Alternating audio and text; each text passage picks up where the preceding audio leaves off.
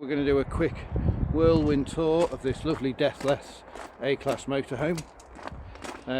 First off, we've got the going to go around the outside. We've got a gas barbecue outlet there. Just need the little connector for the end of your pipe. It's a Reich.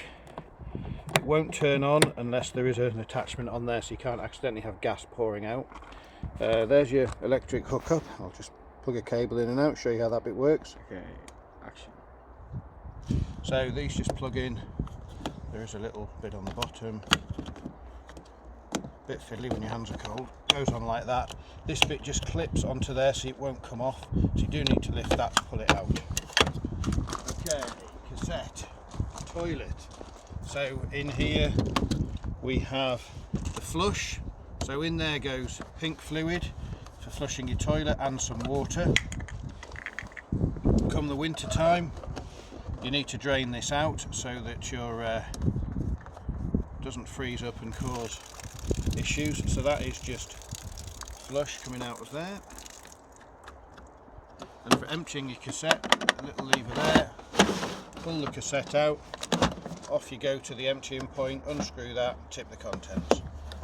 Just make sure when you put the toilet back in, it's properly clicked in.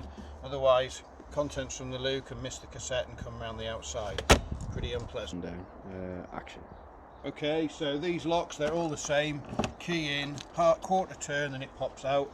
I tend to then lock them again so that you can use it, open and close the door, etc. And then when you're finished, you haven't got to go and find the key. Just push the lock in, the lock's done. Obviously that's the garage. Doors. Action. Gas locker. We've got new gas pipe regulator up there, just needs connecting up and a couple of gas bottles.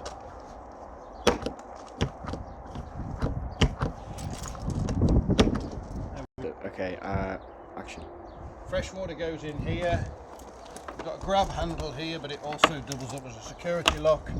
There is a little key for that as well, and your diesel in here. Okay, action. Last little bit outside, just here, little attachment goes on there, turns it to let the grey water come out the pipe underneath. So that's your grey water waste drainage. Grey water as in sinks. Action. So coming into the van, we've got a button here for your electric step. Up and down, a couple of light switches here for inside and outside light. If you want to come through into the kitchen. Action. Over here is your central heating system. So we've got one for electric, two for electric, one for gas, two for gas. So over here is your hot water boiler under the bed, and just down here there's a little yellow lever that goes across. That's now closed. Your boiler can fill with water, and to empty the boiler of water come winter time, you lift that yellow lever so it's pointing vertical like that. All the water will drain out the bottom of the van. Your boiler will be empty. And this is your hot water controls up here. So again, we've got gas. Sorry, that's gas and your central heating. That previous control, I'll tell you what, I'll bob back to it now. This control is actually for your electric heating. This is for your hot water and heating. So this controls your temperature. That is your gas hot water, and hot water on that side as well on electric.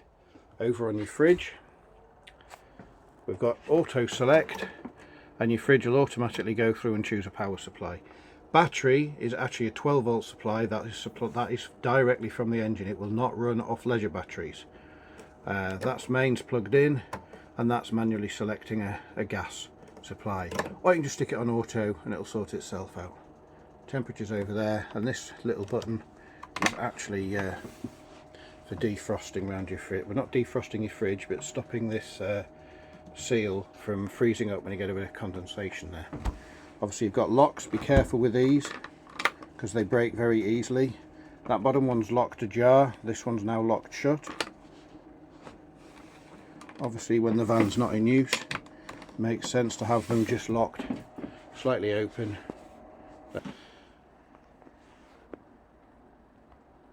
So underneath this rear seat is your water tank. Just inside there, that's a little pull.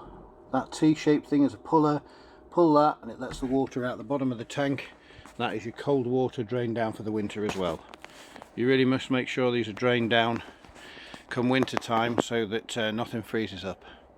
Ideally leave all the taps open as well. Obviously the electric's off or the pump will run. I think we've covered everything there. Good luck.